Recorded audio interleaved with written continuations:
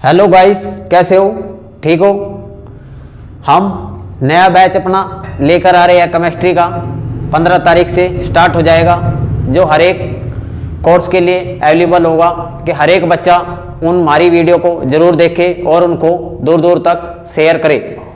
हम आज अपनी ऑप्टिक्स की क्लास स्टार्ट करेंगे। हमने 10th क्लास इसकी ऑप्टिक्स की कर चुके हैं, आज 11th क्लास ऑप्टिक्स की करेंगे हम स्टार्ट अपनी। उसमें हमने रिफ्रैक्शन ऑफ लाइट के हमने पढ़े थे, रिफ्रैक्शन ऑफ लाइट के हमने एग्जाम्पल पढ़ लिए थे। आज हम टोटल इंटरनल रिफ्लेक्शन पढ़ेंगे, उसके बारे में कैसे होता है टोटल इंटरनल रिफ्लेक्शन के बारे में पढ़ेंगे, उसी के एग्जाम्पल पढ़ेंगे आज। तो हम टोटल इंटरनल रिफ्लेक्शन, पूर्ण आंतरिक परिवर्तन, पूर्ण आंतरिक परिवर्तन, पूर्ण आंतरिक परावर्तन, इसके बारे में हमें पढ़ना है। हमने टॉपिक पढ़ रखा था रिफ्रैक्शन ऑफ लाइट।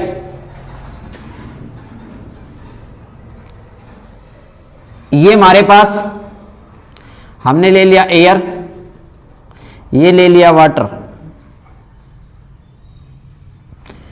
जो एयर है वो रेयर मीडियम का काम करेगा, ये डेंसर मीडियम का काम करेगा। ऐसे ही दूसरी तरफ भी हमने बनाया था, ये डेंसर, ये वाटर ले लिया था, ये एयर ले लिया था। ये डेंसर का काम करेगा, ये रेयर का काम करेगा। हमारी इंसिडेंट रे आई थी, इससे टकराई थी, टकराने के बाद नॉर्मल की तरफ झुक चुकी थी। इसको कहता एंगल ऑफ इंसिडेंट, इसको कहता रिफ्रैक्टिव एंगल, इसको कहता आर।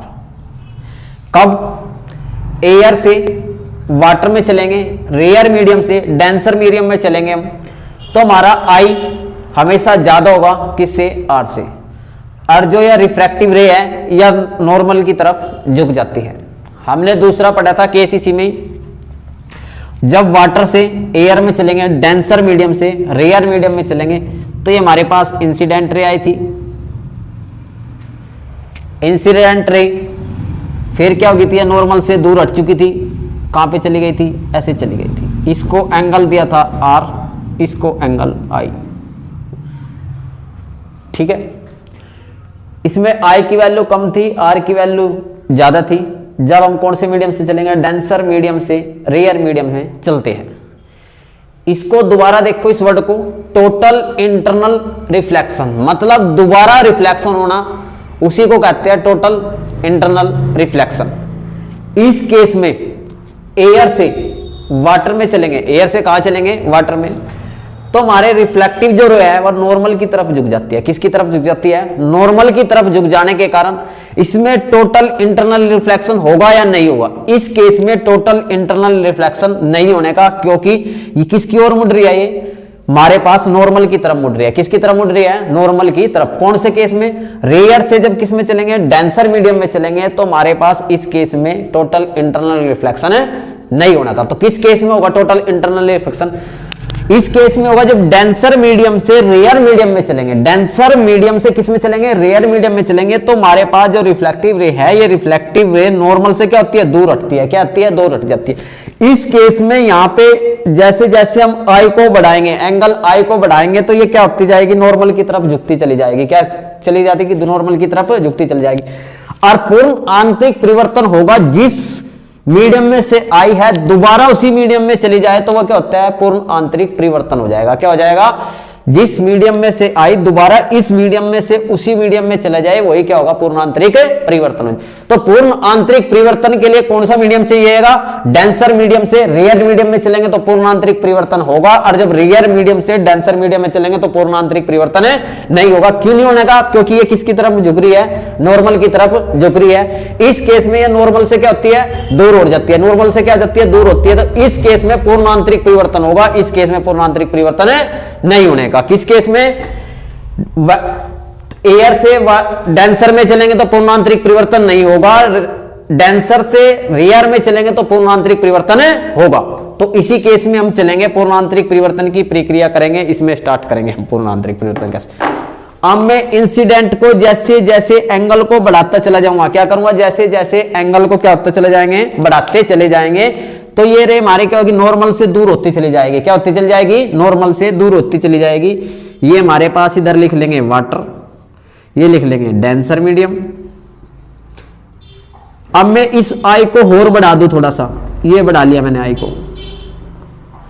को बढ़ाया मैंने एंगल को, तो मेरे पास ये यहां की बजाय क्या आएगी, यहां से चली जाएगी।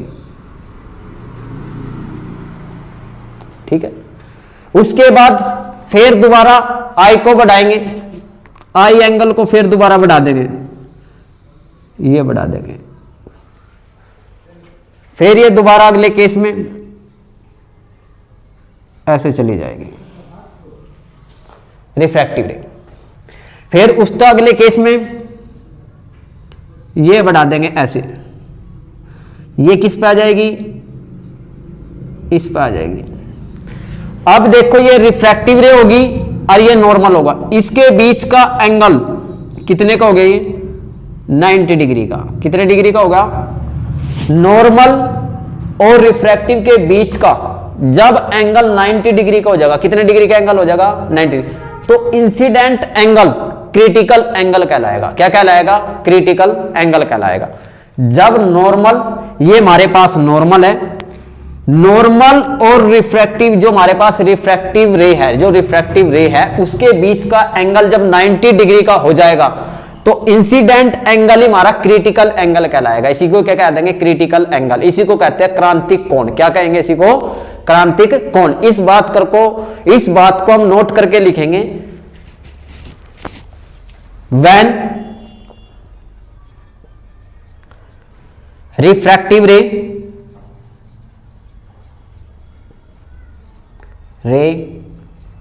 ये रिफ्रैक्टिव रे है, when refractive ray और 90 डिग्री, एंड जब ये 90 डिग्री हो जाएगी तो एंड इंसिडेंट एंगल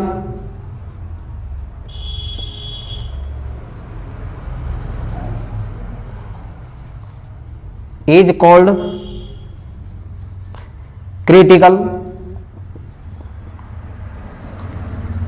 एंगल।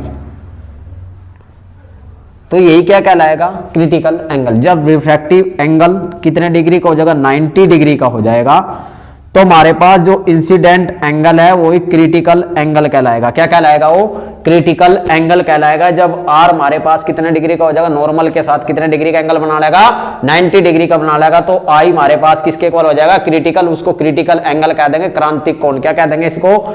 आई सी को ही कह देंगे हम क्रिटिकल एंगल, क्रांतिक कोण।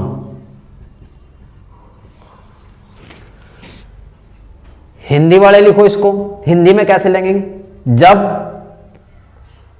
अपरिवर्तित किरण नॉर्मल के साथ 90 डिग्री का कोण बनाती है तो आपतन कोण क्रांतिक कोण कहलाता है। आपतन कोण क्या कहलाएगा, क्रांतिक कोण कहलाएगा।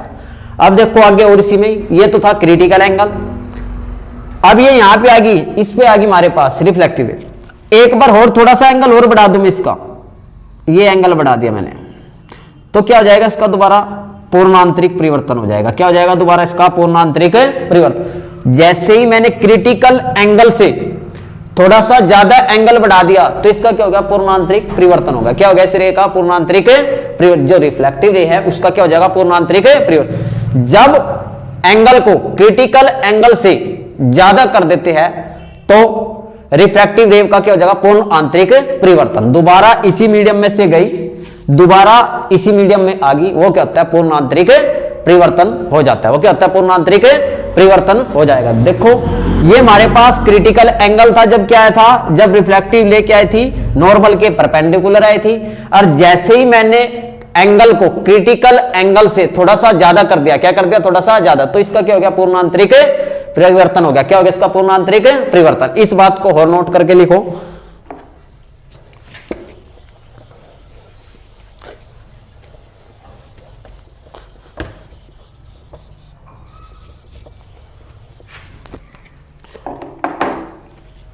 जब आपतन कोण को, जो आपतन कोण को क्रिटिकल एंगल से ज्यादा कर देते हैं तो पूर्ण आंतरिक परिवर्तन, पूर्ण आंतरिक प्रवर्तन की घटना होती है। इंग्लिश में लिखो, when angle of incident is greater than critical angle then total internal reflection। जब क्या होगा? total internal reflection होगा। कब होगा internal reflection? जब इंसिडेंट एंगल क्रिटिकल एंगल से ज्यादा हो जाएगा तो हमारे पास क्या होगा? टोटल इंटरनल रिफ्लेक्शन होगा। क्या होगा? टोटल इंटरनल रिफ्लेक्शन होगा। इसके कुछ एग्जाम्पल है, मैं एग्जाम्पल करेंगे जो पेपर में आते हैं पूर्ण आंतरिक परिवर्तन के। तो मैं कुछ एग्जाम्पल लिखूंगा, वे एग्जाम्पल देखेंगे हम।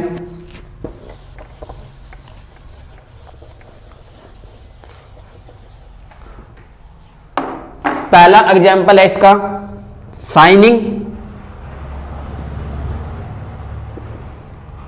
ऑफ डायमंड, डायमंड का चमकना। डायमंड का चमकना भी पूर्ण आंतरिक परिवर्तन का क्या है? एग्जाम्पल है। दूसरा, मृग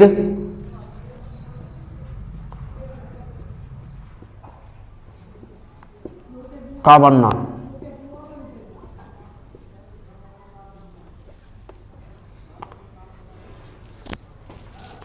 मृग मरीचिका का बनना। तीसरा, ऑप्टिकल फाइबर, प्रकाशीय तंतु।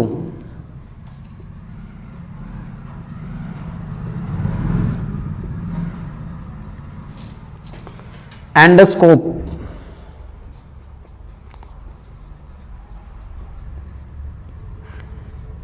ये चार एग्जाम्पल है इसी के टोटल इंटरनल रिफ्लेक्शन के। हीरे का चमकना भी इसी का एग्जाम्पल है। मृग मरीचिका का बनना, मिराज ऑफ द रेगिस्तान। जैसे हम क्या होता है, राजस्थान के अंदर जो हिरन है, हिरन को क्या होता है, दूर उसको जब ज्यादा धूप होती है तो उसमें क्या चमकता है, उसको वहां पे पानी चमकता है, इसलिए वो क्या होता है, उस पानी की तलाश में दूर दूर तक चले जाता है। जैसे हम गर्मियों के दिनों में कार से जा रही है तो हमें क्या होता है, सड़क पे आगे पानी दिखाई देता है, वो भी किसी का एग्जाम्पल है, वो भी मृग मरीचिका का ही एग्जाम्पल है टोटल इंटरनल रिफ्लेक्शन का। ऑप्टिकल फाइबर होता है, जैसे अपना मोबाइल का डाटा भेजने के लिए ऑप्टिकल फाइबर का मतलब क्या हो, एक तंतु होता है इस तरह का, ये हमारे पास एक वायर है, इस वायर के अंदर जो डाटा जाता है पूरे टोटल इंटरनल रिफ्लेक्शन से जाता है।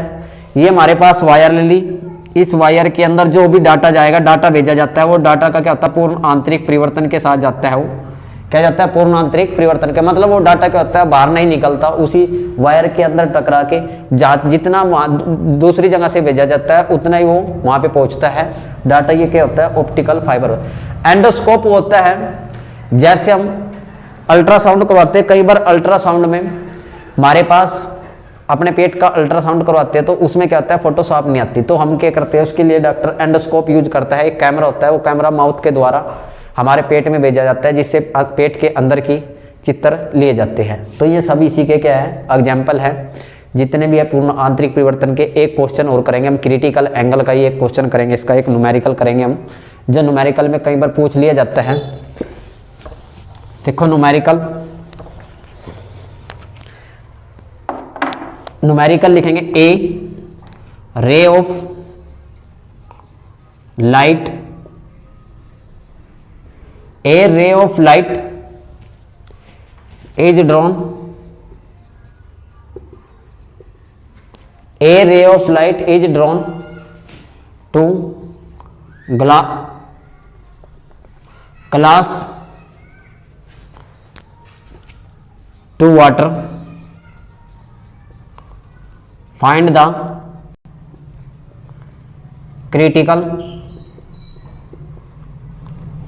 angle will be। जब एक लाइट कांच से वाटर में जाती है तो उसका क्रिटिकल एंगल बताओ, क्रिटिकल एंगल बताओ। तो हमने बताया इस केस में फार्मूला होता है साइन आई, स्नेल लॉ का साइन आई अपॉन में sine r is equal to n2 upon में n1। आर हमारे को पता है क्रिटिकल एंगल जब बनता है जब हमारे पास नॉर्मल और रिफ्रैक्टिव रे के बीच का एंगल कितने का होगा, 90 डिग्री का। तुमको पता है आर कितने का दे रखा, 90 डिग्री का। जो आर है हमारे पास कितने डिग्री का है, 90 डिग्री का है। और चल कौन से में रहे, गिलास से किस में चल रहे हम, वाटर में। दोनों का मीडियम ले लेंगे, दोनों का क्या ले लेंगे, कौन सा डेंसर का काम करेगा, कौन सा रेयर का। क्रिटिकल एग्जाम्पल के हिसाब हमने ये करना है कि भाई ये जो हमारे पास है n2 लिखेंगे और क्या लिखेंगे n1। हमेशा total internal reflection denser medium से रेयर मीडियम में चलेंगे तो होगा, और रेयर मीडियम से डेंसर मीडियम में चलेंगे तो नहीं होने का टोटल इंटरनल रिफ्लेक्शन। क्योंकि उस केस में क्या थी हमारे पास, वो हमारे पास जो रिफ्लेक्टिव रे थी वह किसकी तरफ झुक जाती थी, हमारे पास नॉर्मल की तरफ झुक जाती थी जब रेयर मीडियम से किस में चलते थे, डेंसर मीडियम में। और जब डेंसर मीडियम से रेयर मीडियम में चलते थे वो नॉर्मल से क्या आती थी, रिफ्रैक्टिव रे दूर हट जाती थी। तो हमारे पास इसकी वैल्यू फिक्स है तो इनकी हम वैल्यू लिखेंगे साइन आई। क्रिटिकल एंगल निकालना तो साइन आई सी से डिनोट कर लेंगे, ये क्या हो जाएगा साइन 90 डिग्री। n2 की क्या कर लेंगे, वैल्यू टेक लेंगे। जो हमारे पास क्या होगा, दूसरा मीडियम वाटर है, वाटर का कितना हो जाएगा 4/3 बटे में n1 का लिखना है, गिलास है तो गिलास का कितना होता है 1.5, 3/2, 3 नीचे आ जाएगा और 2 कहां चल जाएगा, ऊपर चला जाएगा। ठीक है, साइन 90 की वैल्यू कितनी होती है 1, कितनी हो जाएगी 1। तो sine i c is equal to 8 में कितना हो जाएगा 9। तो क्रिटिकल एंगल की वैल्यू निकालनी है तो आई सी इधर मल्टीप्लाई में उधर जाके डिवाइड में हो जाएगा तो ऊपर जाके इनवर्स में हो जाएगा, साइन 8 में 9 हो जाएगा। ये हमने न्यूमेरिकली भी कर दिया। आज हमने टोटल इंटरनल रिफ्लेक्शन पढ़ लिया है। आज के लिए इतना काफी है। थैंक यू, धन्यवाद बेटा। इन सभी वीडियो को देखो और इनको क्या करो, दूर दूर तक शेयर करो, हर एक बच्चे तक पहुंचाओ। इसे पूरे जहां तक भी आपकी जान पहचान है वहां तक इसको पहुंचाओ बेटा। हर एक बच्चा शिक्षा से वंचित नहीं रहना चाहिए। हर एक बच्चे को शिक्षा का लेने का अधिकार है। गरीब से गरीब बच्चे तक जरूर पहुंचाओ इसको, वो जिससे अपनी नौकरी की तैयारी कर सके। थैंक यू, धन्यवाद।